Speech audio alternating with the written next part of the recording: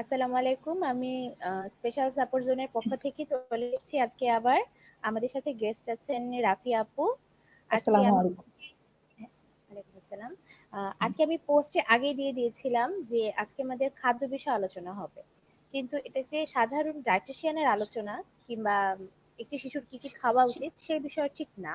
এটা হচ্ছে স্পেশাল কিডদের ক্ষেত্রে কিংবা অনেক বাচ্চার ক্ষেত্রে ডাক্তার কিছু নির্দিষ্ট খাবার নিষেধ করে। ডাক্তার কিংবা থেরাপিস্টের কাছে গেলে বলে যে এসব খাবার, এই খাবারগুলো খাওয়াবেন না।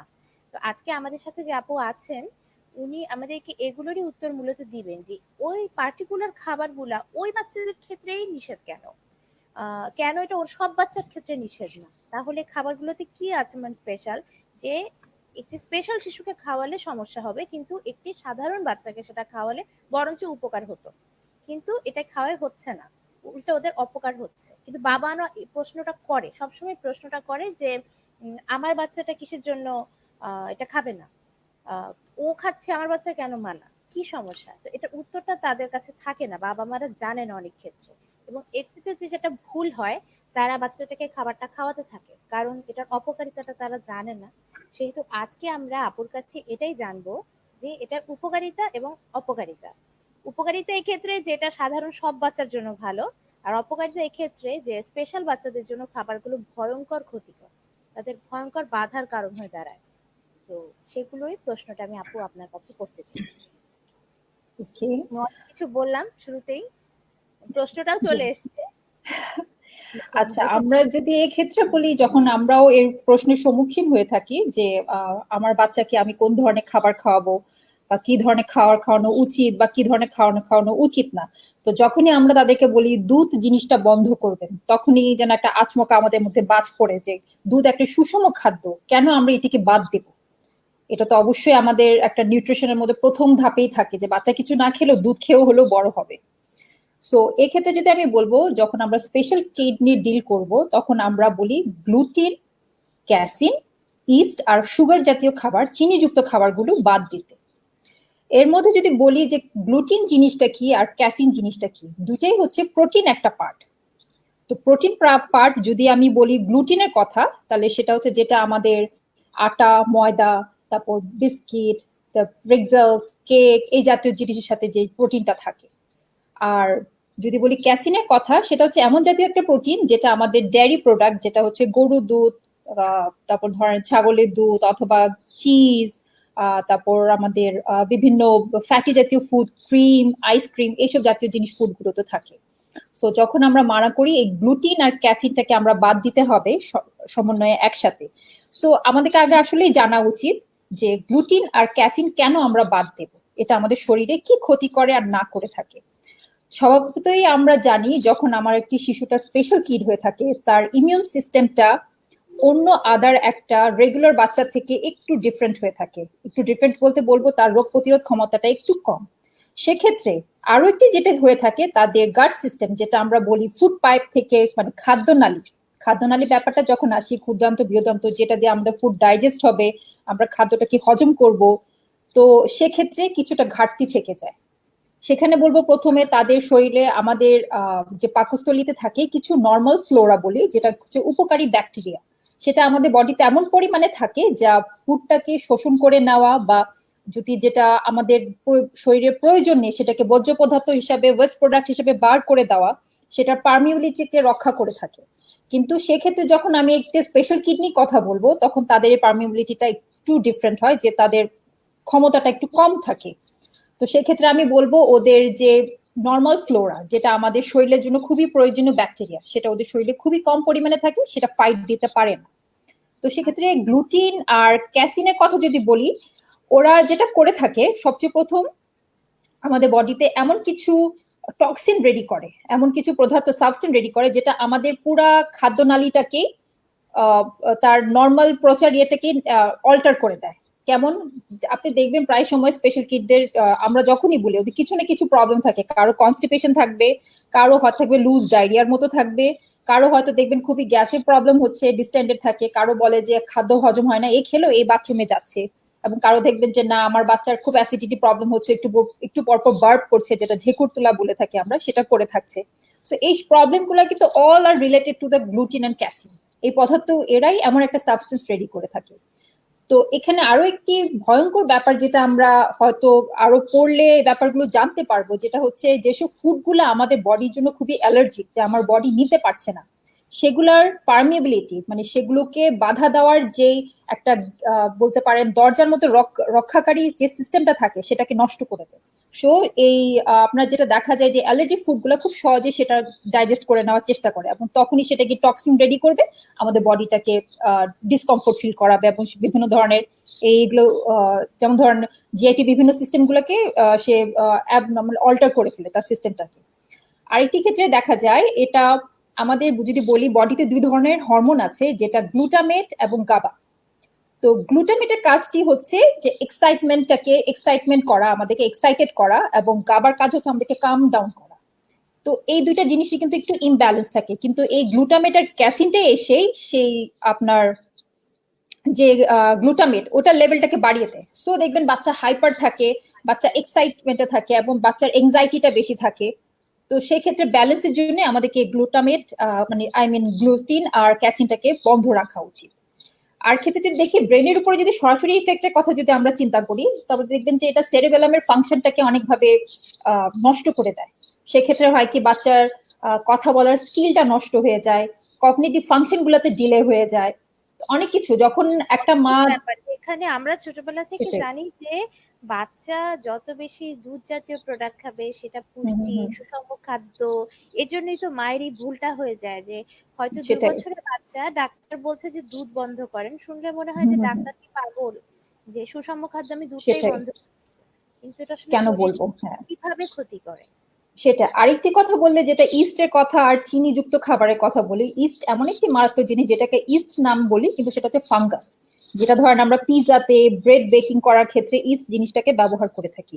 এই ফাঙ্গাসটা সরাসরি দেখা যায় ব্রেনের উপর একটা এফেক্ট ফেলে এবং আমাদের সেই গাটের এই সবারই একটাই কাজ, গাটের পারমিবিলিটিকে যেটা হচ্ছে দরজার মতো করে কাজ করে থাকে, যে অন্য ফুডটাকে ঢুকতে দেবে না, সেক্ষেত্রে এইটাই পারমিবিলিটিকে নষ্ট করে দেয়। ইস্টটাও সরাসরি এই কাজটাই করে থাকে এবং একটা টক্সিন রেডি করে, যেটা আমাদের নার্ভাস সিস্টেমকে, যেটা আমাদের এমনি তো আমরা জানি যে যেটা আমাদের নর্মালি যেটা স্পেশাল কিডসে খেতে যেটা হয় যে ওদের নার্ভের কানেকশনটা থাকে না, সেখানে নার্ভাস সিস্টেমের উপরে এমন ভাবে ইস্টটা কাজ করে থাকে যে নার্ভাস সিস্টেমকে খুব ড্যামেজ করে দেয়। আর চিনিযুক্ত খাবার আমরা তো নর্মাল বাচ্চাদের ক্ষেত্রেও এখন বলে থাকি যে চিনিটা যতটুকু পারেন অ্যাভয়েড করে থাকবেন, কারণ কি বাচ্চাকে অনেকটুকু হাইপার করে ফেলে, অ্যাডিকটিভ করে ফেলে। তো সেক্ষেত্রে আমি আজকাল কিছু মানে কনসাস মা পেয়েছি যে বাচ্চার বয়স 2 বছর হয়তো বাচ্চাকে আজ পর্যন্ত সুগার দেয়নি, যেটা মানে মানুষ এখন সুগারের ব্যাপারটা কিছুটা বোঝে, যেটা হাইপার করে ফেলে এবং এটা ভালো না। এটা মানে রেগুলার চাইল্ডের ক্ষেত্রেও এটা আমাদের মানতে হবে। তো এবং আমি যেটা বলবো, এটার তো আসলে সাবস্টিটিউট অনেক কিছু আছে। আমরা মধুটাকে ব্যবহার করতে পারি, আমরা ম্যাপল সিরাপটাকে ব্যবহার করতে পারি চিনির পরিবর্তে। সো আমি মনে করি সাবস্টিটিউট এত কিছু আছে যেটা, এবং চিনি হচ্ছে কি একটা কমপ্লেক্স জাতীয় স্ট্রাকচার, যেটাকে ডাইজেস্ট করার জন্য যে এনজাইমটা লাগে সেটা আমাদের বডিতে যখন থাকে, সেক্ষেত্রে স্পেশাল কিডদের সেই এনজাইমটা থাকে না। সো এটাকে ব্রেকডাউন করা মানে এটাকে ভেঙে একটা সরল খাবারে তৈরি করতে এবং সেটাকে অ্যাবজর্ব করে এটার নিউট্রিয়েন্টটাকে আপনার রক্তে পৌঁছানো পর্যন্ত এর ক্ষমতাটা থাকে না। সো এক ক্ষেত্রে সেটা আমাদের আসলে উচিত যে আমরা বলবো গ্লুটিন ফ্রি, ক্যাসিন ফ্রি এবং চিনিযুক্ত খাবার, ইস্টযুক্ত খাবারটাকে বাদ দেওয়া উচিত। আচ্ছা, ইস্ট যুক্ত খাবার বলতে কোন খাবারগুলো বোঝায়? এই বিষয়টা আমার কাছে এখন পরিষ্কার হয়নি। ইস্ট ব্রেড জাতীয় ফুডে ইস্ট দেওয়া হয়। হ্যাঁ, পিজা ক্ষেত্রে বলতে পারে, যেটা পিজা বা ব্রেড যেগুলাকে আমরা ফুলানোর জন্য ব্যবহার করে থাকি। এই এক্সটার্নাল ইস্টটা ইউজ করা হয় যেসব ফুডে, তাহলে সেগুলা বাদ। এছাড়া এমনি অন্য কি কোনো ফুড আছে লাইক কুকিজ, বিস্কিট, এটাতে কি এগুলাতে অনেক সময় বেকিং পাউডার সাথে অনেক ক্ষেত্রে খুব কমই ইউজ করা হয়, বাট অনেক ক্ষেত্রে ইউজ মানে অনেক ক্ষেত্রে দেখা যায় যে থেকে যায় কিছুটা পরিমাণ ইস্টটা। হ্যাঁ, আমি খুব ইন্টারেস্টিং কিছু কোয়েশ্চেন পেয়েছি প্যারেন্টস এর, যেরকম তারা এমন বলে যে হয়তো আপনি বোঝালেন যে কোনো চিনি খাওয়াবেন না, একদম চিনিযুক্ত খাবার খাওয়াবেন না, সবকিছুর পরে প্রশ্ন করে তাহলে কি একটু দই দিতে পারবো? এখন এটাই বোঝানো গেল না যে মিষ্টি দই একটা মিষ্টি জিনিস, এটা দেওয়া যাবে না। এবং ইয়োগার্টটা যেটা দই যেটা রেডি হয় ওটাতে কিন্তু ইস্টটা থাকে এবং যে একটা এবং ফার্মেন্ট করে সেটা বানানো হয়। তো আমি বলবো যে যেমন আমরা ধরেন অনেক মার এটা প্রশ্ন থাকবে, তাহলে আমি যদি কাউস মিল্কটা বন্ধ করে দিই তাহলে আমি সয়া মিল্কটা দিতে পারবো কিনা। এই প্রশ্নটা খুব কমন আসে। হ্যাঁ, সয়া সো আমি বলবো সয়া মিল্কটা দেওয়া যাবে না, because soya it has also মানে সেম স্ট্রাকচার বলতে পারেন, সেম এজ হচ্ছে গ্লুটিন বা ক্যাসিনের মতোই। এবং এটা কিন্তু আরো অনেকভাবে ধরেন বিভিন্ন বিক্রিয়ার মাধ্যমে এখন আমরা আরো মানে যোগোপযোগী করার চেষ্টা করছি, যেটা হচ্ছে বিভিন্ন ধরনের কেমিক্যাল রিয়াকশনের মাধ্যমে, so which is not good for health. আর ওদের তো এটাকে আরো ভেঙে সরল খাদ্য করে বডিতে ইউজ করা, এটা আমি মনে করি স্পেশাল কিডদের ক্ষেত্রে একটু খুবই মানে ডিফিকাল্ট এই ক্ষেত্রে। ডিফিকাল্ট হয়ে যায়। এটা আমাদের কাছে মোটামুটি পরিষ্কার হলো। মানে আমি একদম সাধারণ জনগণ, মানে নতুন বাবা মা যারা, যাদের স্পেশাল কিটটা হয়তো বা রিসেন্টলি ধরা পড়েছে, তারা হয়তো নতুন নতুন শুনছে থেরাপিস্ট এবং ডক্টরের কাছে যে এই খাবারগুলো দেয়া যাবে না। আমার এই আলোচনা আপাকে ইনভাইট করার কারণই এটা, যেন তারা বোঝে যে ডাক্তার কেন মানা করেছে। কারণ এই ভুলটা আমি প্রচুর প্রচুর প্যারেন্টস এর ভিতর দেখি যে বারবার থেরাপিস্ট নিষেধ করার পরও তারা বাসায় গিয়ে বাচ্চাকে ভালোবেসে হয় চকলেট খাওয়াচ্ছেন, না হয় আইসক্রিম। আর কিন্তু এটা বুঝতে পারছেন না যে একটা চকলেট তৈরি করতে কিন্তু ভিতরে মিল্কও লাগছে, জি জি, সুগারও লাগছে, সুগারটা একটা থাকছে। আইসক্রিমেও সেটা লাগছে। এখন দুধ বলতে যে শুধু এক গ্লাস দুধ বোঝায় তা না, সকল আপু আমি এখানে আরেকটা জিনিস অ্যাড করব, যেখানে আমাদের অনেকেরই একটা মনে প্রশ্ন থাকে, তাহলে আমি ল্যাকটোজ ফ্রি দুধটা দিতে পারবো কিনা। হ্যাঁ, এই কোশ্চেনটা অনেকের থাকে, এটা একটু হ্যাঁ, অ্যান্সার।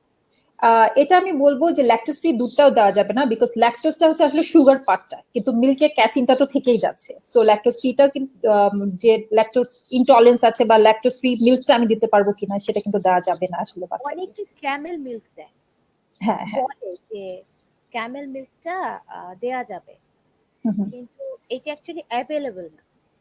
হ্যাঁ, তো সেক্ষেত্রে আমি যেটা বলবো, অবভিয়াসলি আমাদের মিল্ক বা যেটা খাওয়ারই প্রয়োজন সেটা হচ্ছে ক্যালসিয়ামটা যেন আমরা বডিতে পাই, বাচ্চা যেন সে সময়টাতে বডিতে সেটা তো অবভিয়াসলি আমাদের জন্য যে কোনো সাপ্লিমেন্ট খাওয়ানো মানে যে কোনো বাইরের ওষুধপত্র খাওয়ানো থেকে অবশ্যই আমরা ডায়েটারি প্রোডাক্ট যেটা আমরা খাদ্যদ্রব্য থেকে আসবে সেটা অবভিয়াসলি মোর ন্যাচারাল হবে। তো সেক্ষেত্রে আমি বলবো ক্যালসিয়াম পাওয়ার জন্য আমরা কিন্তু বিভিন্ন মাছ, মাছ বলেন, মাছ জাতীয় খাবার, তারপর স্পিনাচ বলেন, মানে ক্যালসিয়াম যুক্ত উপযুক্ত খাবারগুলো কিন্তু আমরা আরো বেশি দিতে পারি, শুধু আমাদের কাছ থেকে মিল্কটাই বাদ পড়বে মানে সেক্ষেত্রে বলবো। এক্ষেত্রে তাহলে আমরা সাপ্লিমেন্টও চাইলে ইউজ করতে পারি, হ্যাঁ, যেরকম সাপ্লিমেন্ট। হ্যাঁ, এটার এক্ষেত্রে ডায়েটিশিয়ান হয়তো বা দেখাতে পারে কেউ, যে এই খাবারগুলো বাদে কোন হ্যাঁ, খাবারে সে মানে মিল্কের পরিবর্তে অন্য খাবারগুলো যে খাবে সেটা কি দিতে পারে, সেটা হয়তো একজন ডায়েটিশিয়ান আমি ঠিক আমি এই ক্ষেত্রে অবশ্যই বলবো যে যে কোনো বাচ্চার, আমি আপনার কথা থেকে বলতে চাচ্ছি যে হ্যাঁ। যে কোনো বাচ্চার আমি যখন ডাইটটা চার্ট করব বা ডাইটটা আমি স্টার্ট করতে যাব, অবভিয়াসলি আমাকে একজন ডায়েটিশিয়ান অথবা একজন ডাক্তারকে দেখিয়ে তারপর আমি স্টার্ট করব। এটার সাথে অনেকগুলো বিষয় যুক্ত থাকে, যেমন ধরেন আমার বাচ্চার অ্যালার্জি কোন কোন ফুডে আছে সেটা টেস্ট করে বের করা। এবং আমার যদি বাচ্চা এমন সময় ধরেন একটা বিষয় বলতে চাই, যেমন ধরেন আমরা যখন ল্যাকটোজেন ইনটলারেন্স বা ল্যাকটোজেন টেস্টটা করতে যাই আমার বাচ্চার দুধের কোনো অ্যালার্জি আছে কিনা, সেক্ষেত্রে সবসময় বলে বায়োমেডিকেল টেস্টে ক্যাসিন আর গ্লুটিনের পেপটাইডটা টেস্ট করার জন্য। পেপটাইডটা অনেক সময় দেখা যায় যে পেপটাইডের পরিমাণটা নর্মাল আসছে, তো সেক্ষেত্রে আমি অবশ্যই আবার অ্যালার্জিক টেস্টটাও করে নেব, কারণ কি পেপটাইড নর্মাল আসা মানে হচ্ছে অন্য সাবস্টিটিউট থেকে আমি খাচ্ছি এই জন্য। এবং কিন্তু যদি আমি অ্যালার্জিক টেস্টটা করি তাহলে আমি বুঝতে পারবো যে দুধটা আমার জন্য অ্যালার্জিক কিনা। সো দুইটা টেস্টই দরকার আছে, পেপটাইড টেস্টটাও করা উচিত গ্লুটিন এবং ক্যাসিনের, এবং তার সাথে অ্যালার্জিক টেস্টটাও করে নিতে হবে। এই এবং টেস্টগুলো কি বাংলাদেশে অ্যাভেলেবেল আছে? সোফার আমি জানতাম যে এটা আপনার আইসিডিডিআরবি তে ওরা করে আচ্ছা, থাকে। আমিও তাই আহ, জানি। হ্যাঁ, সেটাতে করে থাকে। এবং এখনো দেখা যাচ্ছে যে অনেক জায়গায় খুব মোর অ্যাক্সেসিবল যেটা হচ্ছে আমাদের পিজি থেকেও করানোর ব্যবস্থা করা হচ্ছে, যে টেস্টে করে যদি আমরা কোনোভাবে বিভিন্ন, এছাড়া বিভিন্ন বায়োকেমিক্যাল টেস্ট যেগুলো থাকে আমাদের, হেভি মেটাল আছে কিনা এবং আদার এলিমেন্টস গুলো বডি নিউট্রিশন গুলো প্রপার আছে কিনা। কারণ কি আমার বাচ্চা যখন একটা স্পেশাল কিট, আমাকে দুইটা জিনিসের উপর খুবই নজরদারি করতে হয়, যেটা হচ্ছে আমার বাচ্চা প্রপার ফুডটা খাচ্ছে কিনা এবং ফুডটা খাওয়ার পরে সে প্রপার নিউট্রিশনটা পাচ্ছে কিনা। আদারওয়াইজ ম্যাল নিউট্রিশনও হয়ে যাবে। জি জি আর জি প্রপার ফুডটা তো তার খুবই দরকার, কারণ স্পেশাল কিডদের ব্রেইন এমনি আমাদের নর্মাল কিডদের থেকে ডেভেলপ কম থাকে। আর যদি জি ঠিক জি মতো নিউট্রিশন না পায় তাহলে তো জি অবস্থা আরো খারাপ হবে। এবং জি। এক্ষেত্রে সাপ্লিমেন্ট ডক্টর প্রয়োজন ইউজ করবে। যে জি যদি ফুড থেকে সাফিসিয়েন্ট সাপ্লিমেন্ট না আসছে দেখা যায়, বিভিন্ন রকম হুম, টেস্টের দেখা যায় বডিতে অনেক কিছু কম আছে, সেক্ষেত্রে সাপ্লিমেন্ট হিসেবে ওষুধ দিবে, সেটা বাচ্চাকে খাওয়াতে হবে। অনেকে আবার মনে করেন বাচ্চাকে আমি কোনো ওষুধ খাওয়াবো না, এই প্রবলেমটা কিন্তু। এই সাপ্লিমেন্টসটা তো সেরকম মেডিসিন না যে যেটা ক্ষতিকর, এটা জি হচ্ছে আপনি যেহেতু কিছু পার্ট ফুডের বাদ দিয়েছেন, সেইটার সেটাকে উপকারী অ্যাড করে নেওয়া। ওষুধ জি আকারে অ্যাড জি জি করে। জি। সেটাই। আচ্ছা আমার সাপ্লিমেন্টের কথা বলতে গেলে সবসময় এটাই বলে, এটা সাপ্লিমেন্ট, বিকজ এটা টোটাল ফুডটাকে কখনো সে ইয়ে করবে না, সেটা হচ্ছে সাপ্লি করবে, মানে তার অর্ধেক পার্টটাকে সে যোগান দেবে। মোট কথা হচ্ছে আসলে এটা কিছুটা হলো তো যোগানটা দেবে। আর এখন তো আমি যেটা বলবো, ক্যালসিয়াম ট্যাবলেট, লিকুইড ক্যালসিয়াম, তারপর ক্যালসিয়াম কার্বনেট, এরকম অনেক ফর্মে পাওয়া যায়, যেটা আপনার বাচ্চাকে ইজিলি অ্যাক্সেসিবল হবে আপনাদের জন্য, এবং সেটা খাওয়াতে পারছি আমরা। খাওয়াতে পারছি। আপু আপনাকে আমার আরেকটা প্রশ্ন করার ছিল, সে যে মানে আহ, তো যেহেতু এই খাবারগুলো আমরা দিতে পারছি না, মানে hmm hmm milk, gluten, casein, gluten, sugar hmm hmm. কিছুই দিতে পারছি না, সেটার পরিবর্তে কি কি ধরনের ফুড বাচ্চাকে দেওয়া যেতে পারে? যদি কিছু আইডিয়া দিতেন যে একটা বাচ্চা ব্রেকফাস্ট, লাঞ্চ, ডিনারে কি কি ধরনের খাবার খেতে পারে, কি কি ওয়েল, আমি vitamin যেটা জাতীয় বলবো খাবার যে আছে? গ্লুটিনের থেকে তো নর্মালি আমরা যেটা পেয়ে থাকি সেটা হচ্ছে ভিটামিন বি 1, বি 12, তারপর ধরেন ফলিক অ্যাসিড, যেটা আমাদের গ্রোথের জন্য বলেন বা হিমোগ্লোবিন প্রোডাকশনের জন্য খুবই প্রয়োজনীয় একটা জিনিস। তো সেক্ষেত্রে যখন আমরা গ্লুটিনটাকে বাদই দিচ্ছি, তাহলে তো আমাদেরকে এমন ফুড চুজ করতে হবে যেগুলার সোর্স আমরা ধরেন এই গ্লুটিন বা সরি মানে যে ফলিক অ্যাসিড বলেন বা থিয়ামিন বা ভিটামিন বি 12 এর সোর্স অন্যান্য ফুড থেকে পেতে পারি। তো সবচেয়ে প্রথম আমি যেটা বলবো যে সবুজ শাকসবজির উপরে কথা নেই, ফ্রুটস এর উপরে কথা নেই।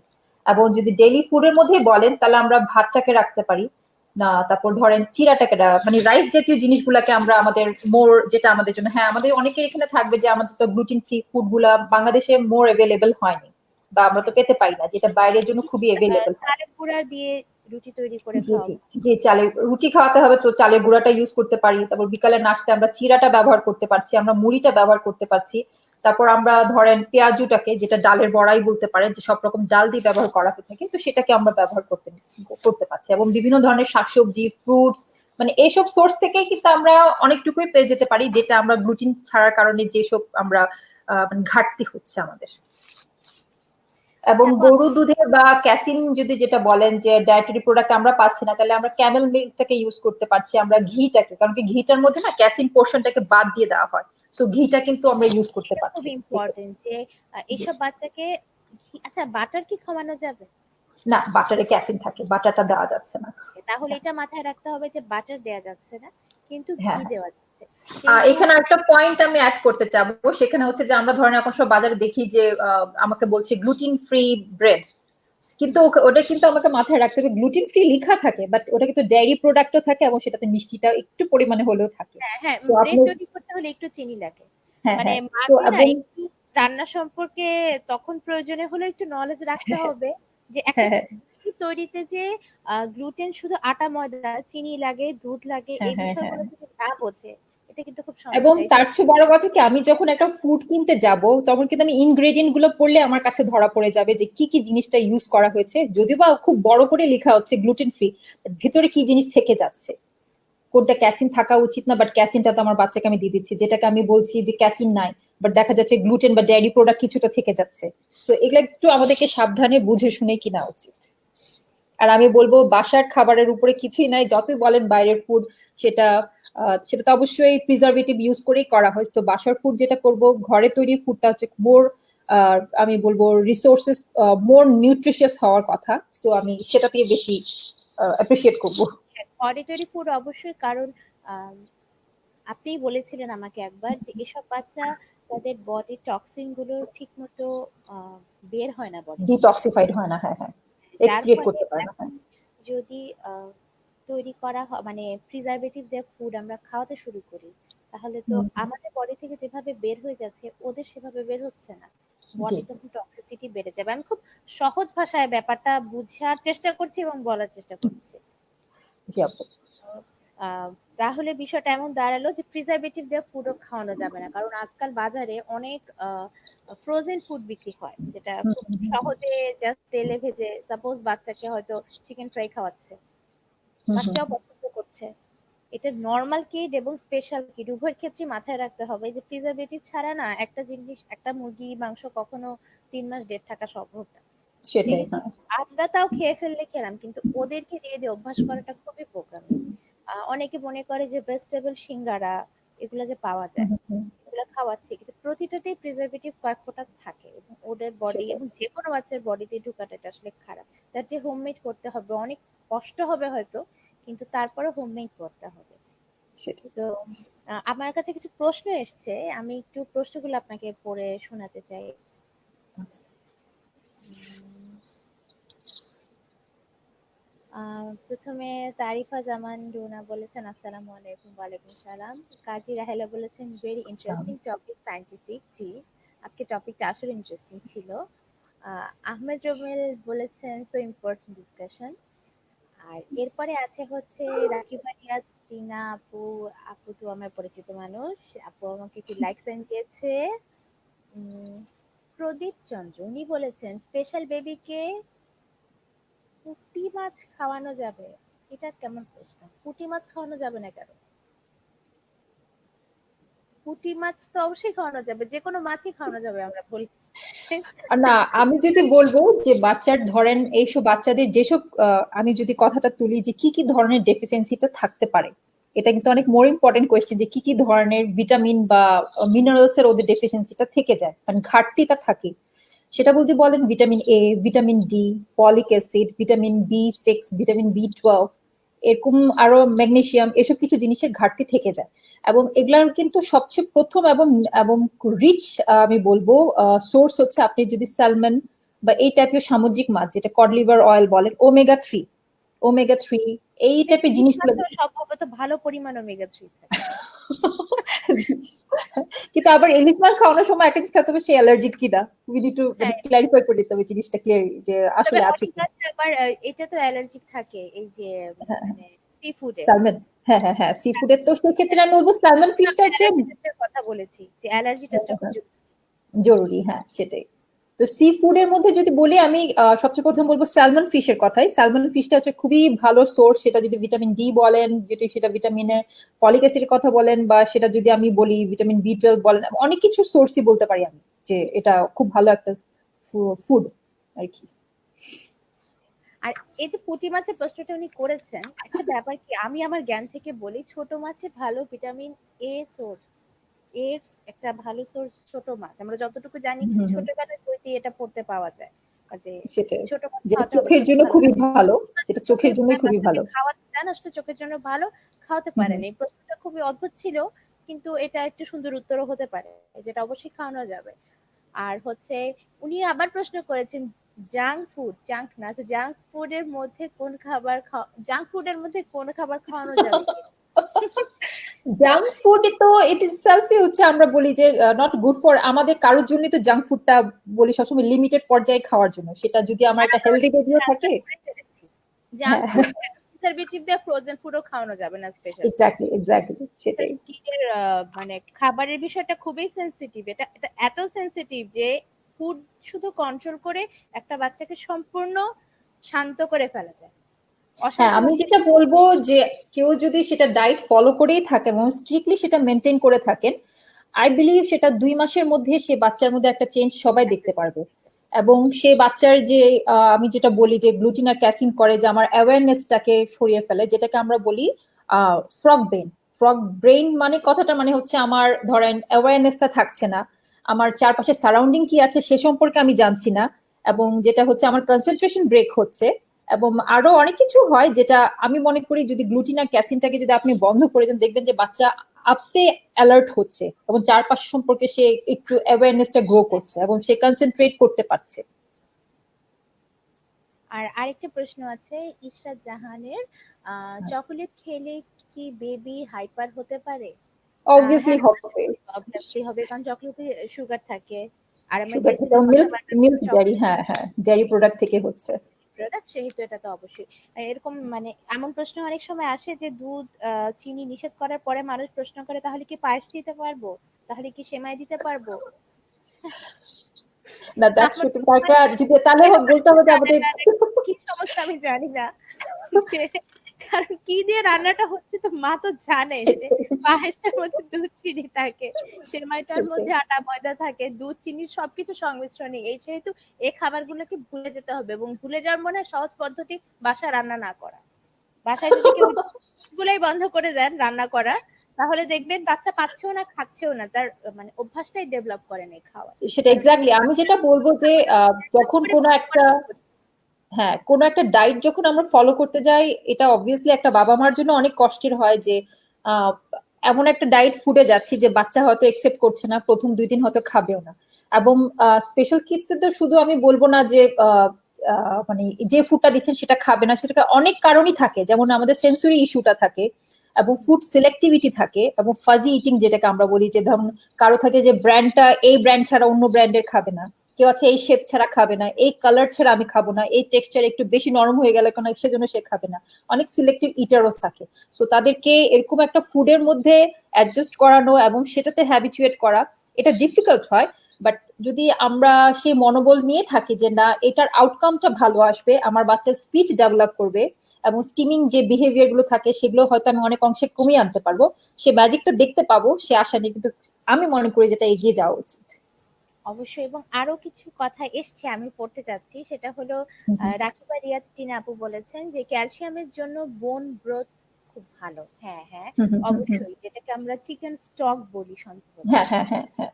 Chicken soup. এটা বাচ্চাকে ক্যালসিয়াম, যে দুধ নেই সেহেতু আমি ক্যালসিয়ামের অন্য সোর্স কি হতে পারে, এটা আপু আচ্ছা হ্যাঁ। সাজেস্ট করেছেন। তারপরে উনি বলেছেন যে ফিশে কিন্তু হেভি মেটাল টক্সিসিটি থাকে, ফিশ কম দিতে বলে ওয়াটার পলিউশনের জন্য। জি, ফিশে হেভি মেটাল টক্সিসিটির জন্য ডক্টররা হ্যাঁ এই যেটা বল আমি এই জন্য স্পেসিফিক করে কিন্তু বলেছি স্যালমন ফিশটাতে, বিকজ এটাতে কিন্তু মেটালিক আমি যতটুকু জানি কন্টামিনেশনটা কম থাকার সম্ভাবনা থাকে। সো দ্যাটস ওয়াই আমি স্যালমন ফিশটার কথা বারবার মেনশন করেছি। কিংবা আদার ফিশে যেটা থাকে আমাদের তো এখানে ফরমালিন বলেন সবকিছু মিলাই আমরা খাচ্ছি। এবং হ্যাঁ সত্যি কথা যেটা উনি খুব ভালো জিনিস একটা পিক করেছেন, যেটা হচ্ছে হেভি মেটালের কথা। যেমন আমরা জানি যখন মারা খুব বেশি এক্সপোজার হয়ে থাকেন, যখন আমরা জানি যে অটিজমের রিস্ক ফ্যাক্টর গুলো কি, তখন বলেই থাকি যে হয়তো এমন কোন এলাকার মধ্যে আছেন যেখানে মেটাল খুব এক্সপোজার হচ্ছে বা এয়ার পলিউশনের কারণে হোক হচ্ছে। এবং সেটাতে হয় কি বাচ্চার ডিএনএ আরএনএ এর মধ্যে এমন একটা চেঞ্জ চলে আসে যে বাচ্চার সেই হেভি মেটাল গুলার বডিতে ডিপোজিট হয় এবং সেটাকে যে এক্সক্রিয়েট করব আমরা যেটা নর্মালি পারি সেটা টক্সিন হিসেবে ওদের বডিতে থেকে যায়, বিকজ সেটাকে ডিটক্সিফাইড করা মানে সেটার সাথে ফাইট দিয়ে যে পথে আমরা জিনিসটাকে বর্জ্য পদার্থ হিসেবে বের করে দিতে পারি সেটা ওরা পারে না। সো বডিতেই জমা হতেই থাকে আমাদের সেটা, এবং সেটাতেই দেখা যায় যে আমাদের বিহেভিয়ার প্রবলেম থেকে শুরু করে সব রকম করে থাকে। জি জি, খুব জি বেশি বিহেভিয়ার প্রবলেম দেখা যায়। অনেক বাচ্চা বাইট করে, অনেক হুম বাচ্চা হুম দেয়ালে হুম মাথা ঠুকে, আমি উদাহরণ হুম দিয়ে হুম। বলে দিচ্ছি যে হ্যাঁ হ্যাঁ বাইট করে, মাথা ঠুকে, আমরা মনে করি যে এমন কেন করছে। খুবই অদ্ভুত বিষয় যে এই খাবারের সাথে এটা খুব মানে ওতপ্রোত ভাবে রিলেটেড রিলেটেড। হ্যাঁ সেটাই আমি যদিও বা আমি যেটা বলি যে স্পিচ অ্যান্ড ল্যাঙ্গুয়েজ থেরাপিস্টের কাজ হচ্ছে থেরাপি দেবো, বাট আমরা যখন দেখবো একটা বাচ্চার যখন সার্ভে করি বা একটা বাচ্চাকে যখন খেয়াল করে দেখি তখন কিন্তু অনেক কিছু সমন্বয় লাগে। একটা বাচ্চাকে আপনি অনেক দিন ধরে থেরাপি দিয়ে যাচ্ছেন, অনেক দিন ধরে অকুপেশনাল থেরাপির মধ্যে আছে, কিন্তু বাচ্চার চেঞ্জ আসছে না। আমি মনে করি ডায়েটারিটা অনেক বড় একটা ভূমিকা রাখে। আপনার মাসেল টোনের কথাই বলেন, যখন আপনি দেখবেন আপনার বাচ্চার ভিটামিন বি 12 এর ডেফিসিয়েন্সি হয়ে থাকছে, তখন আপনি যখন তাকে সেটার সাপ্লিমেন্ট দেবেন অথবা ফুডের মাধ্যমে সেটা তাকে দিয়ে থাকবেন, দেখবেন মাসেল টোন অনেকটুকু রিকভার করছে সে হাইপোটোনিয়া থেকে।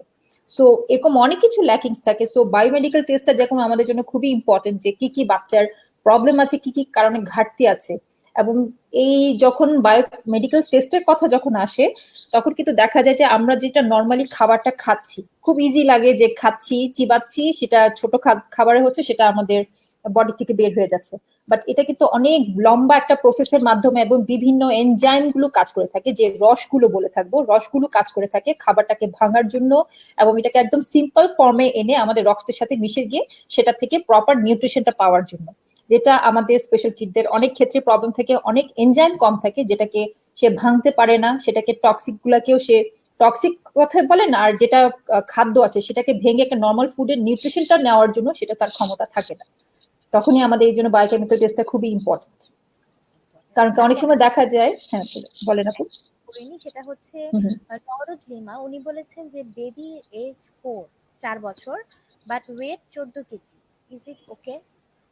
কোশ্চেন হচ্ছে বেবিটা কি স্পেশাল কি, এটা উনি উল্লেখ করেননি, হয়তোবা আচ্ছা। স্পেশাল কিনা। নর্মাল একটা কিডের ক্ষেত্রে 14 কেজি ওজন 4 বছর বয়সে নর্মাল কিনা এটা চার দেখে আমার as a speech therapist actually এটা আমাদের মুখস্থ নেই যে ওজন 4 বছর বয়সের ক্ষেত্রে কত হতে হবে। মনে হচ্ছে একটু একটু কম মনে হচ্ছে আমার কাছে, 4 বছর হিসেবে আমার কাছে মনে হয় যেন 20 কেজি। হ্যাঁ, 20 এভারেজ কেজিটা আমার কাছে মনে হয় যেন অ্যাভারেজটা এটা মোর নর্মাল হতে পারে। আর হলো রাকিবা রিয়াজ টিনা আপু আরো বলেছেন যে 90% related to diet and underlying medical issues. জি আপু ঠিকই বলেছেন, যে নিয়ে আজকে আমাদের আলাপ হচ্ছে। আর আপনি কিছু অল্টারনেটিভ সুইটেনারের কথাও বলেছেন, লাইক মেপল সিরাপ, জি আপনি অলরেডি জি। বলেছেন মেপল ফুড সুইটেনার এইসব। আর আচ্ছা, এখানে আরো প্রশ্ন এসেছে মায়া চৌধুরী, আমার বেবি 4 ইয়ার্স বাট চিবিয়ে খেতে চায় না, কি করা যায়? এটা তো মনে হচ্ছে সেন্সর ইস্যুস আছে, চিবিয়ে খেতে চায় না চার সেন্সরি ইস্যু, হ্যাঁ, 4 বছর বয়সে এটা এটা ডিপেন্ডস করে আরো কিছুর উপরে। যেমন ধরেন প্রথম থেকে যখন বাচ্চার আমরা বলি মিল্কটা ছেড়ে যখন উইথড্রল ফুডে যায়, যখন ধরেন ফার্স্ট সলিড খেতে শুরু করে, সেক্ষেত্রে আমি বাচ্চাকে কেমন সলিডটা তার কাছে ফার্স্টে দিয়েছিলাম, তাকে অ্যাপ্রোচ করেছিলাম, সেটা একটা অনেক বড় ম্যাটার করে। বাচ্চা খেতে পারছে না, এই জন্য আমি আবার ব্লেন্ডার করে ব্লেন্ড করে দিচ্ছি, এই যেটা হ্যাঁ, ওর এই ওর বিষয়টা অনেক এই ইম্পর্টেন্ট। সেটাই ওর ব্লেন্ড এই ক্ষমতাটাকে অনেকটুকু কমিয়ে দেয়। হ্যাঁ, তো সেক্ষেত্রে যদি সেন্সরি ইস্যু হয়ে থাকে, আমি বলবো যে আপনি ওর আহ, এটা একটা অনেকে হতে পারে যে ফুড টেস্টের ব্যাপার হতে পারে, যে মুখে সেন্সেশনটা পাচ্ছে কিনা ফুডের। এমন হয় যে নরম খাবারটা সে মুখে বোধই পায় না, যে এটাকে চিবিয়ে খেতে হবে। তো সেক্ষেত্রে আপনি কিন্তু, আমি যেটা বলবো যে প্রথম প্রথম ধরেন বিভিন্ন স্টিক বানানো, যেমন ধরেন যদি বাচ্চা রেগুলার, মানে আমি যেটা বলবো যে রেগুলার বাচ্চা যদি হয়ে থাকে, যে সে তাকে পটেটো স্টিক করে দেওয়া বা ক্যারেটটাকে কেটে সিদ্ধ করে একটু নরম করে দেওয়া তার সামনে দেন, একদিক থেকে সেটা কালারফুল হবে, অন্যদিক থেকে সে ফার্স্ট চিবাই খাওয়ার চেষ্টা করে থাকবে। এবং আমি যতটুকু মনে পড়ে যে একটা বাচ্চা যে কোনো একটা ফুডকে ঠিক অ্যাকচুয়ালি নাম্বারটা মনে নেই, কতবার জানি ট্রায়াল করার পরে সে একসেপ্টেন্স পাওয়ারটা আসে যে না, এটাকে একসেপ্ট করবো। তো আর সেক্ষেত্রে এভাবে ট্রাই করে দেখা উচিত। এই যে মানে আর খাবার খেতে পারে না এক্ষেত্রে, তাই তো? হ্যাঁ, হ্যাঁ, হ্যাঁ, হ্যাঁ, আপনি হ্যাঁ, হ্যাঁ, চিবিয়ে সেক্ষেত্রে যে খেতে আপনি পারে না যে বলছে, এখানে আমি একটা ছোট আইডিয়া দিতে পারি, সেটা হচ্ছে হুম, প্রথমে তো বোঝাই যাচ্ছে আপনার বাচ্চা লিকুইড ফুড বেশি খায়। প্রথমত হুম, হুম, যাই খায় সে ব্লেন্ডের আকারে খায়। সেহেতু প্রথমে তাকে একটু সলিড এজেন্ট, সাপোজ পুডিং, সে যদি হুম, স্পেশাল হুম, হুম, কিড না হুম, হয়ে থাকে তাহলে তো সে দুধ চিনি সবই খেতে পারবে। পুডিং, হ্যাঁ, হ্যাঁ, কাস্টার্ড একটু শক্ত, তারপর আর একটু শক্ত, ফিশে যেতে হবে, তারপরে চিবিয়ে খাওয়ার জন্য মিটে যেতে হবে। মিটটা প্রথমে হয়তো হাত দিয়ে চটকায় দিচ্ছেন, আস্তে আস্তে সেটাই, তাকে হ্যাঁ, হ্যাঁ, শব্দটাতে অভ্যস্ত করতে হবে। অভ্যস্ত প্রথমে করতে হবে চামড়ায় সেটা। খেয়ে ফেলবে না, যেহেতু তার অভ্যাসটা হুম, হুম, নেই। জি, অভ্যাস জি। গ্রো করার জন্য নর্মাল বেবির ক্ষেত্রে এটা আমরা করি যে আস্তে আস্তে আস্তে আস্তে তাকে শক্ত খাবারের দিকে নিয়ে একদম যাই, লিকুইড, তারপর সেমি সলিডে নিই, তারপর হচ্ছে সলিড ফুডে নিচ্ছি। তারপরে সলিড ফুডে নেওয়া। আর যদি সে স্পেশাল কিড হয়ে থাকে তাহলে তো তার জন্য অবশ্যই পুডিং নিষেধ, এটা আবার মাথায় রাখতে হবে। হ্যাঁ, হ্যাঁ। সেক্ষেত্রে তাকে অন্য ফুড গুলা দিয়ে আস্তে আস্তে আস্তে অভ্যাস করতে হবে। বিষয়গুলো কিন্তু ডিফিকাল্ট, অ্যাকচুয়ালি ডিল করা একটা মার জন্য ডিফিকাল্ট। যদি কাউকে বলা হয় যে আপনি দুধও দিতে পারবেন না, চিনিও না, আটা ময়দাও পারবেন না, খুব ডিফিকাল্ট, কিন্তু করতে হবে। আপনাকেই খুঁজে বের করতে হবে যে আপনার বাচ্চা এবং কোন আমি মনে করি এটা এখন যে ইন্টারনেটের যুগে আমরা আছি, এটা খুবই মোর অ্যাক্সেসিবল এবং খুব ইজি আমাদের কাছে, যে আমরা কিন্তু সার্চ করে কি কি ফুড বানানো যায়, কি কি ধরনের খাবারগুলোকে ইউজ করে আমি একটা জিনিস বানাতে পারি, সেটা কিন্তু খুব সহজেই করা যায়। যেমন আপনি বিভিন্ন ধরনের সবজিকে ব্যবহার করে এক বড়া বানিয়ে দেন, তারপর ধরেন চিড়াকে মুড়িকে ইউজ করা করা যায়, যেটাকে আমরা মানে আমাদের নর্মাল বা কমন ডায়েটের মধ্যে নিয়ে আসতে পারি। হুম, হুম, হুম। আচ্ছা, এই যে প্রদীপ চন্দ্রনার আরেকটা প্রশ্ন ছিল, সেটা হচ্ছে আমি একজন স্পেশাল 10 ইয়ার্স ওল্ড, ফুডের বিষয়ে অনেক, ওনার কথা আসলে পড়তে পারছি না, যাই হোক উনি বলতে চাচ্ছে but child hyper active focus করে, এইটা কিসের প্রবলেম? হাইপার অ্যাক্টিভিটি তো বিশালভাবে তার সাথে সুগার রিলেটেড, আমরা অলরেডি অনেকবার হ্যাঁ, হ্যাঁ, বলেছি। হ্যাঁ। তাকে এবং যে যেটা হয় কি, আমাদের যে ফুডগুলা, আমি যেটা বলবো যে অ্যালার্জেন ফুডগুলা, যখন আমি গ্লুটিন বা ক্যাসিন জাতীয় ফুডগুলা দিচ্ছি, সেটা এক ধরনের মাস্ট সেল বলি, যেটা অ্যালার্জিকের জন্য আমাদের বের হয়। তো এই সেলটা বের হতে থাকে। তো ইন দ্যাট কেস হয় কি, তখন আমাদের পাকস্থলীটাকে আমরা সেই অ্যালার্জিক ফুডটাকে নেওয়া শুরু করে দিই, কারণ কি আমি যে বারবার করে একটা কথাই বলেছি, আমাদের যে প্রোটেক্টিভ ব্যারিয়ার সেটাকে ভেঙে দেয় এই গ্লুটিনটার ক্যাসিনটাকে। সো যেটা হয় কি, অ্যালার্জিক ফুডটাও আমরা তখন খেতে থাকি, কারণ কি আমাদের বডিকে সেটাকে ডাইজেস্ট করতে হয়, আমাদের বডিকে সেটা নিতে হয়।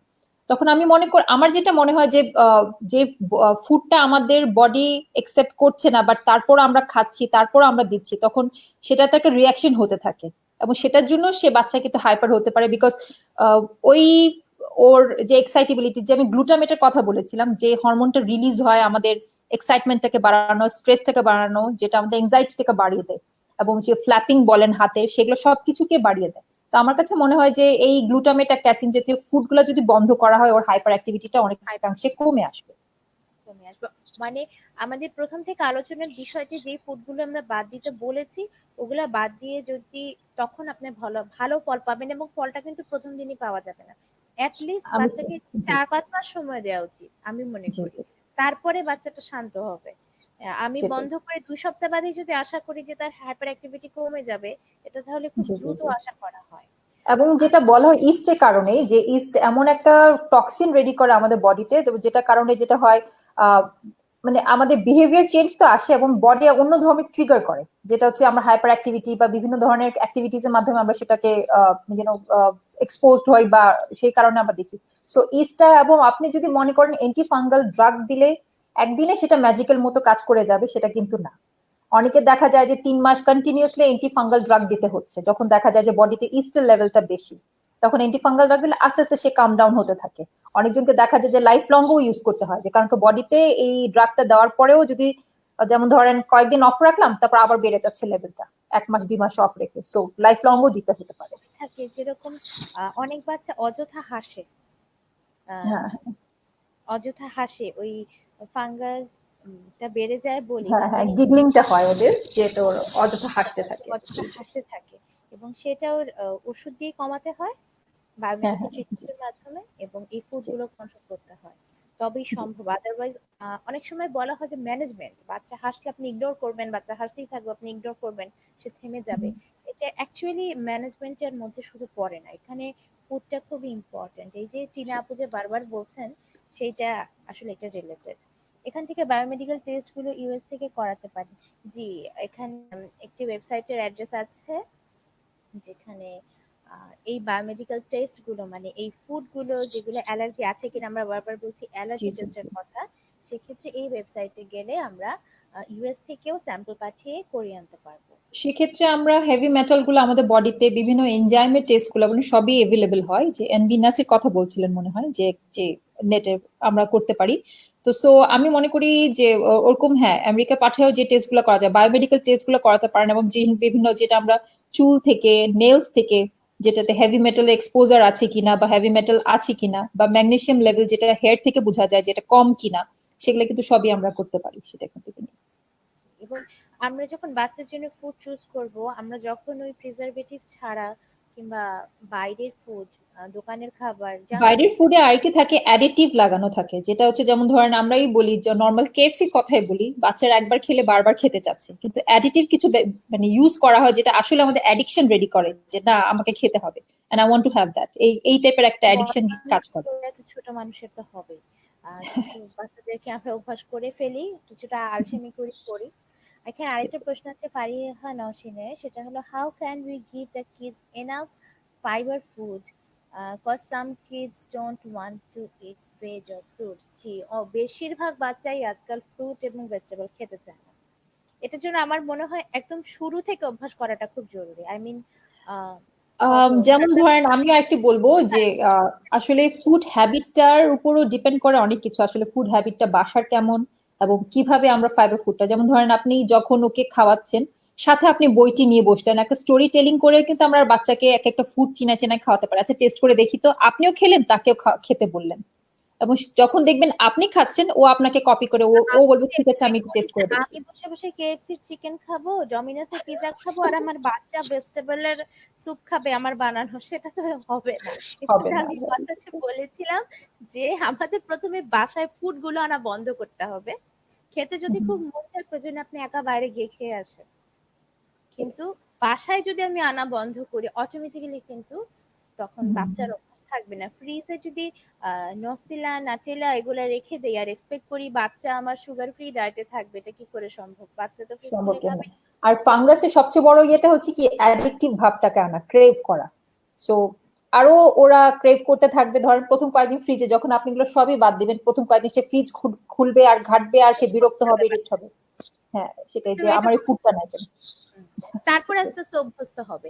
হ্যাঁ, আর হ্যাঁ। ভেজিটেবল এর ক্ষেত্রে ছোটবেলা থেকে একদম ইনিশিয়াল স্টেজ থেকে যেসব বাচ্চাকে দেওয়া হয়, আর ফ্রুট এর ক্ষেত্রে ১ম এ ঘরে ফ্রুট পাঞ্চ করে নেওয়া যায়। হুম, ফ্রুটটাকে হুম, হুম। ফার্স্টে জুসারে দিয়ে জুস করে যদি সিরিঞ্জ দিয়ে খাইয়ে অভ্যাস করা হয়, আস্তে, আস্তে সে টেস্টের সাথে অভ্যস্ত হয়ে যায়। তারপরে সে ফ্রুটটা খাওয়া শুরু করে। মানে ফুডটা জি, ১ম ঠিক থেকে আছে মনে টেস্টের করেন। সাথে অভ্যস্ত করতে হবে। অভ্যস্ত করতে হয়। করে অ্যাকোয়ার্ড তারপরে টেস্ট। স্মুদি করে তারপরে সলিড ফ্রুটটায় না হয় চলে গেলাম। সব ফ্রুট সেটাই। হয়তো পছন্দ করবে না, কিন্তু কিছু সে পিক করে নিবে। যখন বিশেষ করে তার কাছে কোনো অপশন থাকবে না।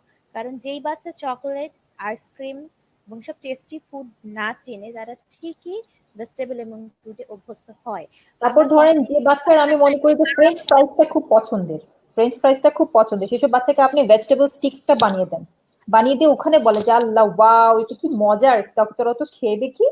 আপনি খেলেন, ওকে খাওয়ালেন, তারপর দেখেন ভেজিটেবল স্টিক্স গুলো সে খেতে পারছে, এবং সেটা যেহেতু কালারফুল হবে, গ্রিন হবে, এবং সেটা ক্যারেটের জন্য অরেঞ্জ কালারও হবে, তখন বাচ্চা আস্তে আস্তে সেটাকে একসেপ্ট করবে। হয়তো প্রথম দেখা একসেপ্ট করবে না, কিন্তু ১ম নিরাশ এ কিন্তু হওয়ার কিছু অ্যাকসেপ্ট নাই। করবে না। এট লিস্ট আপনাকে ধরতে হবে যে আমার বাচ্চাটাকে ২০ বার তার পিছনে খাবারটা আমি ট্রায়াল দেবো। দিতেই হবে। জি, এভাবে ট্রায়ালে আস্তে, আস্তে স্পেশাল কিডের ক্ষেত্রে তো অবশ্যই। একটা নরমাল বাচ্চাকে অনেক কিছু বোঝানো যায়, যে খাবারের উপকারিতা বিষয়টাও বোঝানো যায়। জি, জি। কিন্তু স্পেশাল কিডকে আপনার চেষ্টা করতে হবে।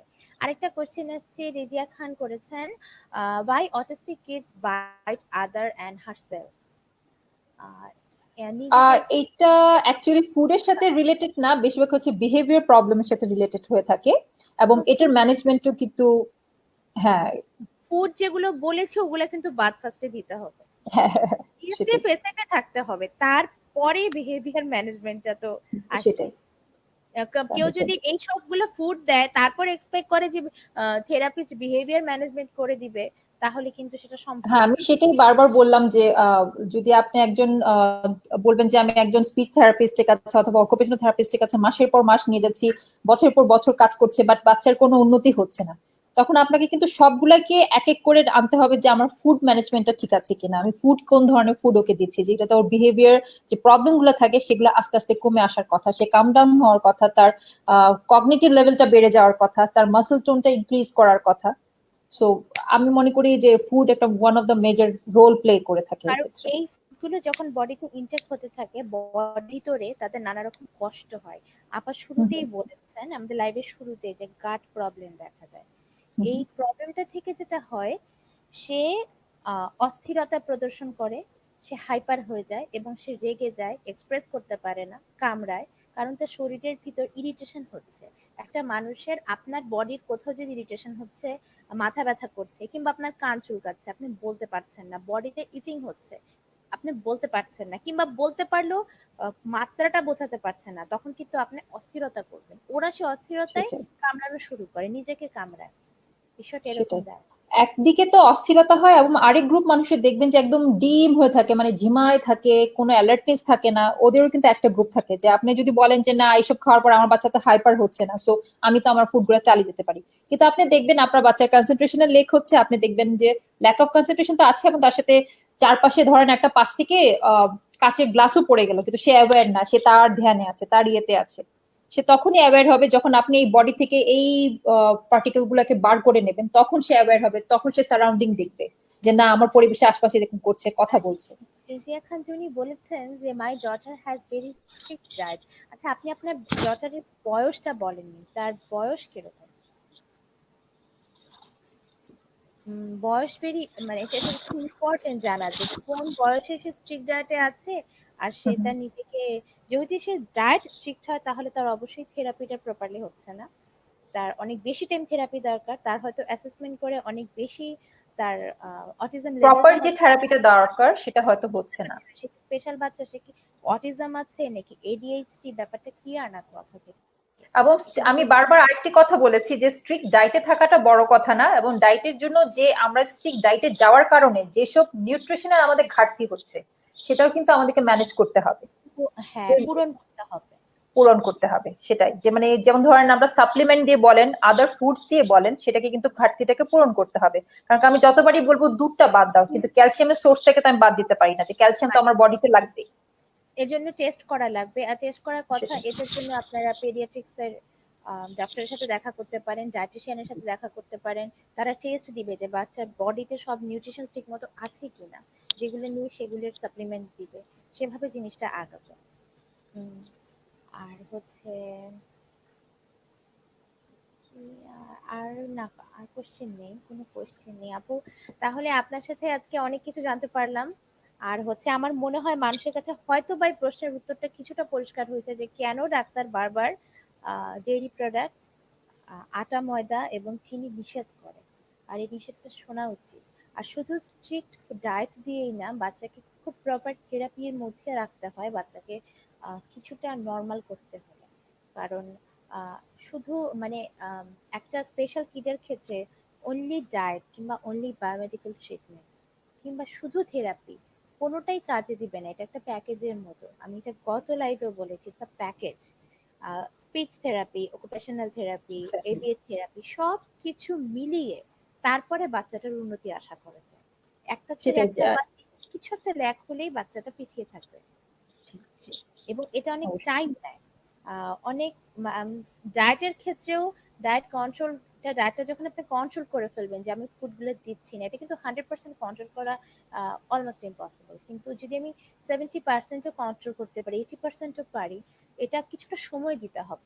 যে 4-5 মাস দেখি, তারপরে যদি কিছু না হয় আমি বললাম যে কোনো লাভ হয়নি।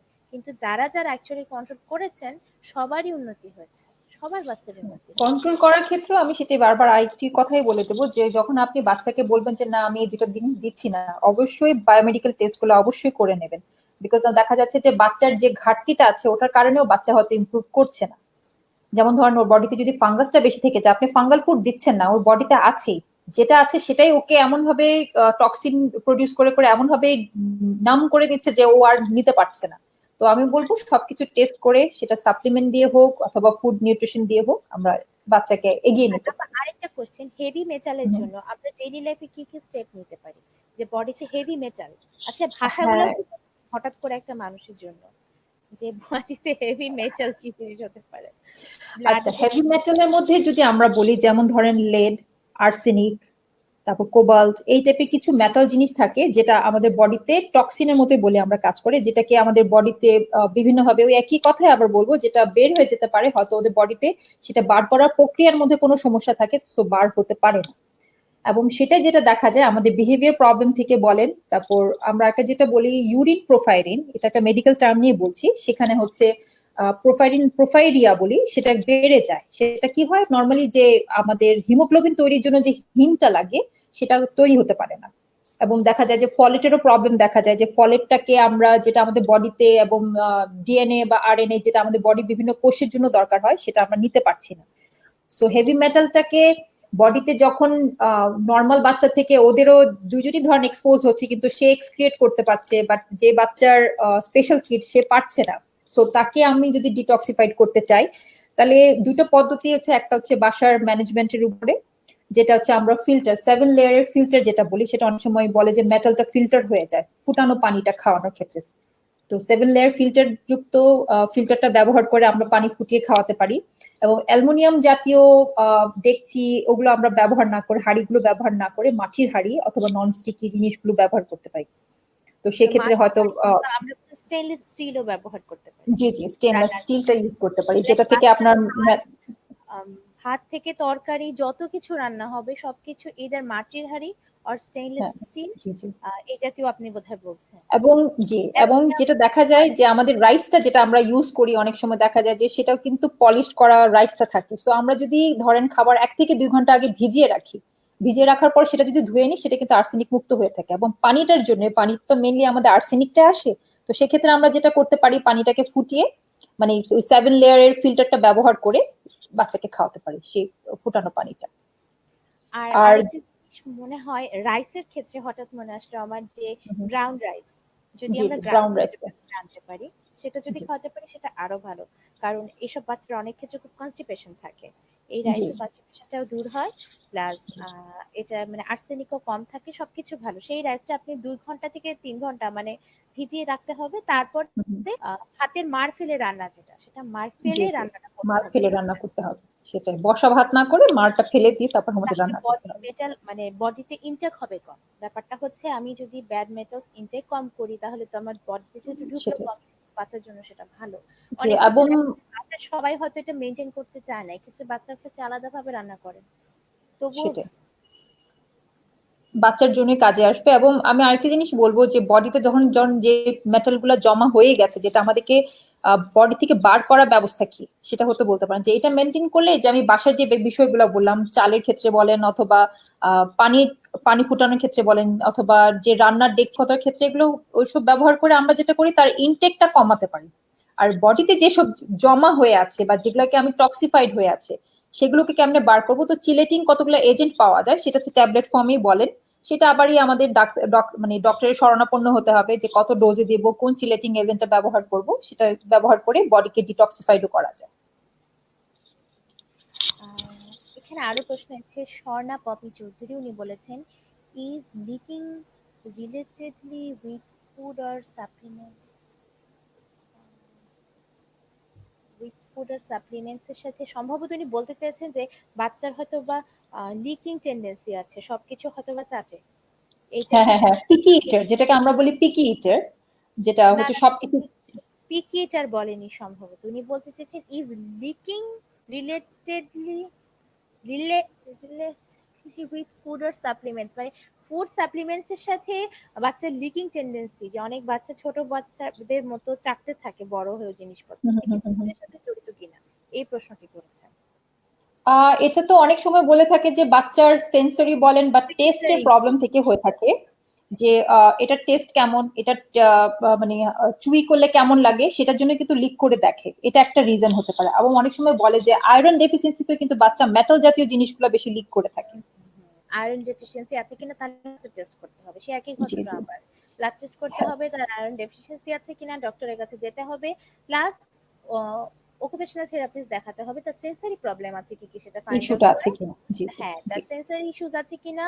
এবং আরেকটা অভ্যাস, যারা খুব লিকিং টেন্ডেন্সি থাকে তাদেরকে বিভিন্ন টেস্টের ফুড মুখে দিয়ে দিয়ে তার টেস্ট বাড গুলো ওপেন করতে হবে, মানে জি, জি, অ্যারাউজ করতে হবে। লবণ, তিতা, ঝাল সব রকম টেস্ট নিজে থেকেই তার মুখে একটু একটু দিতে এমন হবে। আমরা বলে থাকি যে অনেক সময় দেখা যায় যে বাচ্চার যখন স্পেশাল কিড হয়, তো সেক্ষেত্রে কিন্তু ওদের টেস্ট বাড গুলা ডেভেলপ করে না ঠিক মতো। সেক্ষেত্রে আমাদেরকে ইন্ট্রোডিউস করতে হবে, ঝালের জন্য একটু কাঁচা মরিচ দিয়ে বলা এটা ঝাল, লবণ দিয়ে বলা এটা নোনতা, লবণ জাতীয় জিনিসগুলো দিয়ে, তারপর ধরেন লেবু দিয়ে টেস্ট করে বলা এটা টক, মধু দিয়ে টেস্ট করে বলা এটা মিষ্টি। মিষ্টি, এবং দেওয়ার পরিমাণটা কি জাস্ট ফিঙ্গার চিপে নিয়ে তার জিভে দিয়ে হ্যাঁ, হ্যাঁ, দেওয়া। হ্যাঁ, হ্যাঁ, হ্যাঁ, সেটাই। ব্যাপারটা এমন না যে একটা তরকারি রান্না করে কষ্ট করে খাওয়াতে হবে, এভাবে যদি সেটা প্রতিদিন থেকে প্র্যাকটিস করানো থেরাপির হয়। আমরা কিন্তু বলে থাকি যে ওদের যেহেতু স্মেলটা এবং আপনার টেস্টে একটু প্রবলেম থেকে যায় অনেকে, যে সেন্সরি ইস্যু গুলোর মধ্যে একটা থাকে টেস্ট স্মেল। সো বিভিন্ন ফুলের গন্ধ নিয়ে তাদেরকে করা, তো আমরা কিন্তু এগুলোকে থেরাপির পার্ট হিসেবেও রেখে দিতে পারি, যে হ্যাঁ, বিভিন্ন এটা তো পার্ট অফ। এক্স্যাক্টলি, যে বিভিন্ন ধরেন মশলা, গরম মশলার স্মেলটা নেওয়া, বা বিভিন্ন ফুলের বা সাবানের গন্ধ, বা এটা এটা ভালো গন্ধ, এটা খারাপ গন্ধ, বিভিন্ন ইন্ট্রোডিউস করা ওর কাছে। মোট কথা হচ্ছে স্মেলটা এবং টেস্টটা। তো সেক্ষেত্রে পিকি ইটের যদি বা যদি বলেন যে সবকিছু চেটে দেখে, তাহলে একটা হতে পারে, যদি খেয়াল করবেন যে মেটাল জিনিসটা চাটে কিনা, তাহলে ইন দ্যাট কেস আমার কাছে মনে হয় তখন আয়রন ডেফিসিয়েন্সির জন্য জিনিসটা হতে পারে। আর আদার ক্ষেত্রে যদি বলি, তাহলে হতে পারে সেন্সরি ইস্যু, সবকিছু চেটে সে নিজেকে আহ, ইয়ে করায় না যে এটা কি টেস্ট, এটা কেমন, এটা কি জিনিস, এটা নরম, এটা শক্ত, এটা টেস্টটা কেমন, সে নিজে ইন্ট্রোডিউস করে নিজেকে। আর আপু আর একটা, উনি আর প্রশ্ন করেছেন, সেটা হচ্ছে অনেক স্পেশাল চাইল্ড খাবার বাসি খায়, খাবার বাসি খায়, বেশি খায় মনে হয়, মাংস জাতীয় খাবার বেশি পছন্দ করে, এই মাংস জাতীয় খাবার কমানোর জন্য কি করতে পারি? এটা তো পুরোপুরি বাসার ব্যাপার, যে তার না, বাসায় এরকম খাবার একটা ইউজ। কথা আছে, এক্সেসিভ কোনো কিছুই ভালো না, সেটা যদি মিটই বলেন, সেটা যদি প্রোটিন, বিকজ আফটার অল সেই প্রোটিনটাও তো ডাইজেস্ট হতে যে এনার্জিটা প্রডিউস হবে, সেটা সে যদি প্রপার কাজে লাগাতে না পারে, তখন কিন্তু আবার হাইপার হবে। সো ইন দ্যাট কেস, তো ওদের কিন্তু ডাইটের যে জিনিসটা ফলো করতে হবে, প্রপার ডাইট, এবং একটা পরিমাণ, নির্দিষ্ট পরিমাণ ওদেরকে দেওয়া যাবে। চিকেন পছন্দ করে বলে আমি শুধু চিকেন দিতে পারবো বলে আমি দিয়ে যাব, একটা পুরো মুরগি খেয়ে ফেলবে, আজ তো মুরগি খাওয়া হয়ে গেল, সেটা কিন্তু হবে না। সো হ্যাঁ, অনেকে বাচ্চাকে বেশি বেশি প্রোটিন দিতে চায়, কিন্তু পরে টেস্ট করলে দেখা যায় যে তার বডিতে প্রোটিন ইনটেক বেশি হয়ে গিয়েছে।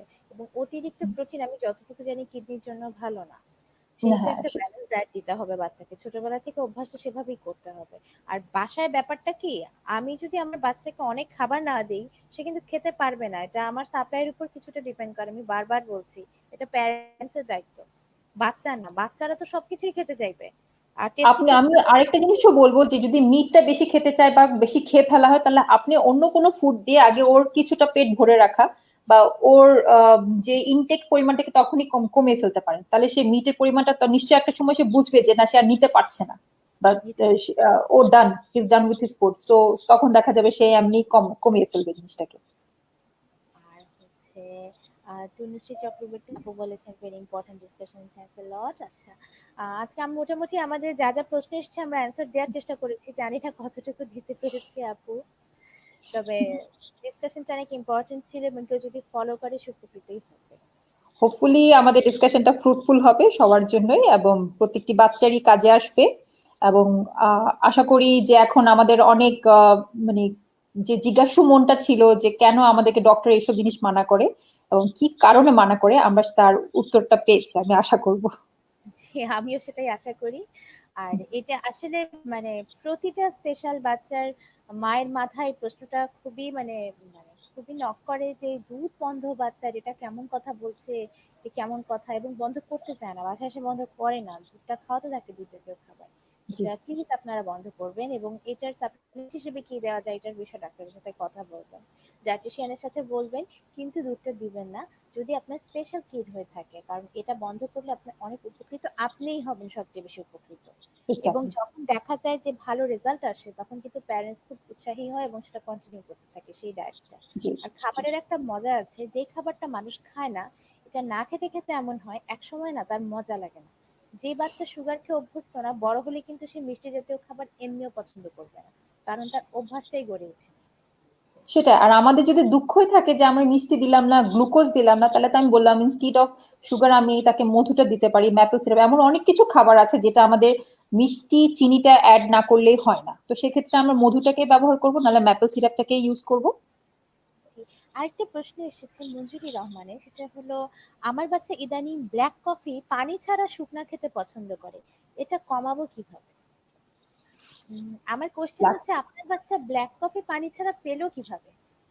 এটা কি খুব অ্যাভেলেবল ঘরের ভিতরে? মানে এটা তো ওয়াটার না যে আমরা খেয়ে নিচ্ছি, সব সময় থাকে। ব্ল্যাক কফি তো নিশ্চয়ই বাসায় কোনো একটা কৌটার ভিতরে থাকে, আপনি সেটা সরিয়ে রাখবেন। আর যদি কফিতে তার আর অ্যালার্জি আরেকটা থাকে, জিনিস আপনাকে বার করতে হবে যে ও বিটার টেস্টটা, যেটা তিতা টেস্টটা, ওটা একটু নিতে চাচ্ছে কিনা। হ্যাঁ যে বা এটা তখন আপনি যেটা করেন যে ওকে আদার বিটার টেস্টে যেটা থাকে, যেমন উচ্ছে, যেটাকে আমরা তিতা করলা অনেক নামে বলে থাকি, সেটা দিয়ে ট্রাই করে দেখতে পারেন যে সেটা সে খাচ্ছে কিনা, যে তার ওই টেস্টটা বা ও কিসের জন্য জিনিসটাকে আপনাকে বার করতে হবে, সেটা কিসের জন্য ক্রেভ করছে, যে কফিটার স্মেলটার জন্য করছে না ব্ল্যাক এটা কফিটা হতে এমনি পারে ওর। সেন্সর ইস্যু, হতে পারে জি। তাই না? মানে ও একটা জি নির্দিষ্ট টেস্ট সিক করছে, সে হুম বিটার হুম হুম, টেস্টটা সিক করছে। আর জি তাছাড়া কফিতে যদি অ্যালার্জি না থাকে, এটা টেস্ট করলে জানা যায়, তাহলে হুম হুম হুম। চাইলে তাকে ব্ল্যাক কফি কিছু প্রতিদিন হয়তো একটুখানি খেতে দিতে পারেন, অল্প পরিমাণ, খুবই অল্প পরিমাণ। কিন্তু সে যদি প্রচুর পরিমাণে একটা বাচ্চা হয়ে ব্ল্যাক কফি খায়, সেটা তো খুবই অস্বাভাবিক, তাও আবার পানি ছাড়া। সেটাই। এটাকে আমরা অনেক সময় রিইনফোর্সমেন্ট এর মধ্যে জন্য ইউজ করতে পারি যে তুমি যদি কাজটা করো তাহলে এক্স্যাক্টলি, তোমাকে থেরাপিতে এনে সেটাই। এবং থেরাপি। আস্তে আস্তে আস্তে আস্তে ওকে, যেমন ধরেন একবারে তো সেটা সম্ভব হবে না যে আমি লুকিয়ে রেখে দেবো এবং বাচ্চাও সেটা মেনে নেবে না। সো আস্তে আস্তে আপনি বাটি ছোট করে ফেলবেন, ছোট কৌটার মধ্যে রাখবেন, যেটা ও দুইবারে লিক করে শেষ করে ফেলবে। তো এভাবে আস্তে আস্তে আস্তে আস্তে স্লোলি কিন্তু আমরা জিনিসটাকে উইথড্রল করতে পারি। আর থেরাপির ক্ষেত্রে যেটা আমরা করতে পারি, কিংবা নর্মাল বাচ্চার ক্ষেত্রেও তাকে কোনো একটা হুম হুম। টাস্ক দেওয়া। বাচ্চাটা হয়তোবা আপনার পড়াশোনা করতে বসবে, যে তুমি যদি সন্ধ্যায় এতক্ষণ পড়ো, এগুলো সব কাজ শেষ করো, তাহলে তোমাকে আমি একবার এই কফিটা খেতে দিব। তখন দেখা যায় এক্স্যাক্টলি। যে বাচ্চারা এইটা লোভে লোভে ওই হ্যাঁ, খাবারটা সেটা পজিটিভ যখন কাজ রেইনফোর্সমেন্ট করার হিসেবে সময়ও কাজ করে খাবারটা জিনিসটা। কিছুটা কমায় দিবে যে আমার তো সেটাই। খেতে হলে কাজ করতে হবে। এক্স্যাক্টলি। এখানে একজন বলেছেন, সেলিনা আহমেদ আপা, আপনি কফি বাসায় আনবেন না। আহ আর সুমন কুমার সরকার উনি বলেছেন I am really interest to see the discussion. Thank you sir. Thank you. ঠিক আছে আপা, আজকে তাহলে আমরা এখানেই শেষ করি। আমাদের অনেকক্ষণ, 1 ঘন্টা সময় হয়ে গিয়েছে, আমরা 1 ঘন্টা ধরে আলোচনা করছি। আশা করি ফ্রুটফুল হবে। আহ আচ্ছা, ও রাকিবা রিয়াজ টিনা আপু কি বলছেন, কোন থেরাপিস্ট ডায়েট এন্ড বায়োমেট অ্যাপ্রিশিয়েট করছে, দিস ইজ ভেরি রেয়ার। কি আপু এটা কি বলছেন? আমরা দুইজনই থেরাপিস্ট এবং আমরা মনে করি যে ডায়েট প্রপারলি না মানলে এবং স্পেশালি বায়োমেডিক্যাল ট্রিটমেন্টও না করলে বাচ্চার ভালো ফল আসে না। এটা অ্যাকচুয়ালি খুবই নিজের চোখে দেখা কিছু বাচ্চার ক্ষেত্রে তো যখন প্রমাণটা রেখে দেয় তখন, এবং বিভিন্ন রিসার্চ যখন ঘেটে দেখা হয়, তখন দেখবেন যে এত পার্সেন্ট বাচ্চা কিন্তু আসলে রিকভার করছে এবং তার বিভিন্ন বিহেভিয়ার থেকে সরে আসছে এবং তার ডেভেলপমেন্টটা অনেক দূর এগিয়ে যাচ্ছে, তখন আসলে বিলিভ করতে বাধ্য আমরা সবাই। আসলে এটা বিলিভ মানুষ তখনই করে যখন সে তার নিজের ক্ষেত্রে ফলাফলটা পায়। এজন্য আমাদের রিকোয়েস্ট যে কষ্ট করে হলেও কিছুদিন কন্ট্রোল করেন খাবারটা, নিজেই দেখবেন ভালো ফল আসছে, তখন আপনি নিজেই আগ্রহেই আপনি বাসায় সব খাবার কেনা বন্ধ করে দিবেন। জি, সেটাই। আমার বাচ্চার বয়স 11 বছর, কখনো কখনো ফুডের জন্য বলে না। মানে বাচ্চার মনে হয় ক্ষুধা কম লাগে, এই জাতীয় কোনো একটি ব্যাপার উনি বলছেন। বাচ্চা বয়স 11 বছর, কখনো ফুডের জন্য বলে না, এটা কি উত্তর হবে আপু? ফুড রেস্ট্রিকশনের জন্য বলেনি সেটা বলতে চাচ্ছে, যে তাকে তার বাচ্চার এখন এটা তো বুঝিনি তার বাচ্চাকে স্পেশাল কিড না নর্মাল। নর্মাল সেটাই। কিড। আর ফুডের জন্য বলে না মানে কি আপনার বাচ্চার ক্ষুধা কম লাগে? সেটা হলেও আপনি ক্ষুধা ডাক্তার কম লাগার জন্য কিন্তু আমি যেটা মনে করি যে যেহেতু gut problem, one of the reason কিন্তু যে ফুলনেসটা ফিল করা, সেটাও কিন্তু ওয়ান অফ দ্য গাট প্রবলেমও হতে পারে, যে ক্ষুধা মন্দা ভাবটা নেই, বা ও যে একটু ক্ষুধা লাগছে বা হাংরিনেসটা আছে ওর কাজ করে না, বিকজ যে ফুডই দেন সেটা হয়তো ওর ডাইজেস্ট হতে সময় লেগে যায়।